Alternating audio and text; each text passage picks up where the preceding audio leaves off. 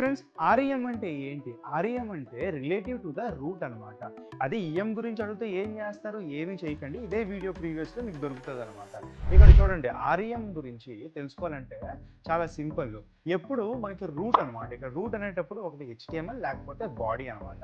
దీంట్లో మనకి ఏమైనా ఫాంట్ సైజ్ ఉండాలి, లేకపోయినా బ్రౌజర్ డిఫాల్ట్ ఫాంట్ సైజ్ ఉంటుంది అనమాట. అండ్ ఇక్కడ చూడండి, నేను ఇక్కడ ఫాంట్ సైజ్ 16 పిక్సెల్స్ ఇచ్చాను. ఇక్కడ ఆర్ఈఎం ఇచ్చినప్పుడు అది రిలేటివ్ టు ద రూట్ అంటే ఇది తీసుకుంటుంది, కానీ రిలేటివ్ టు ద పేరెంట్ తీసుకోదు అనమాట. సో ఆర్ఈఎం అనేది ఎప్పుడు మనకి ఇక్కడున్న ఫాంట్ సైజ్ మాత్రమే తీసుకుంటుంది అనమాట. So what is to REM is nothing but 2 times of 32 pixels.